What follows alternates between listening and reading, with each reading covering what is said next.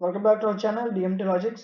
ఈరోజు వీడియోలో మనం జనరల్ కెమిస్ట్రీ ఈ పేపర్కి సంబంధించి దీని యొక్క మోడల్ పేపర్ ఒకసారి డిస్కస్ చేసుకుందాం. ఓకే, సో అయితే మీకు ఫస్ట్ సెక్షన్ ఏ ఉంటుంది. సెక్షన్ ఏలో మీకు 5 మార్క్ క్వశ్చన్స్ అనేవి ఉంటాయి. ఓకేనా, ఇవి టోటల్గా మీకు 8 క్వశ్చన్స్ ఇస్తాడు. ఓకే, ఈ 8లో మీరు ఏవైనా 5 క్వశ్చన్స్ మీకు నచ్చినవి 5 క్వశ్చన్స్ రాస్తే సరిపోతుంది. ఓకేనా, సో మీకు ఏవైతే క్వశ్చన్స్ చూపిస్తున్నానో ఇవన్నీ కూడా మీకు ఎగ్జామ్లో నెంబర్ ఆఫ్ టైమ్స్ రిపీట్ అయ్యే క్వశ్చన్స్. ఓకేనా, సో ఫస్ట్ చదవండి, ఇంకా మీకు టైం ఉంటే నెక్స్ట్ క్వశ్చన్కి వెళ్ళండి.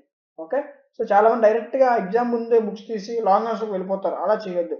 షార్ట్ ఆన్సర్స్ చదివిన తర్వాత లాంగ్ ఆన్సర్స్ చదివితే మీకు లాంగ్ ఆన్సర్ పెద్దగా ఉన్నా సరే ఈజీగా అర్థమైపోతాయి. ఓకేనా, సెక్షన్ బిలో మీకు 10 మార్క్స్ క్వశ్చన్స్ ఉంటాయి. ఓకేనా, అయితే ఇవి టోటల్గా మీకు యూనిట్కి 2 క్వశ్చన్స్ చొప్పున 10 క్వశ్చన్స్ వస్తాయి. మీరు యూనిట్కి ఒక క్వశ్చన్ చొప్పున 5 క్వశ్చన్స్ రాస్తే సరిపోద్ది. ఓకేనా, సో నేను మీకు ఏవైతే క్వశ్చన్స్ చూపిస్తున్నానో ఇవన్నీ కూడా మీకు ఎగ్జామినేషన్స్లో ఎక్కువసార్లు రిపీట్ అయిన questions. Okay, so first prepare అవ్వండి. ఇన్ కేస్ మీకు ఇంకా టైం ఉంటే తర్వాత క్వశ్చన్స్ రావడానికి ట్రై చేయండి. ఓకే, సో మీ కోర్స్ వచ్చేసరికి ఈజీగా 50+ మార్క్స్ తెచ్చుకునే విధంగా మీ కోర్స్ డిజైన్ చేయడం జరిగింది.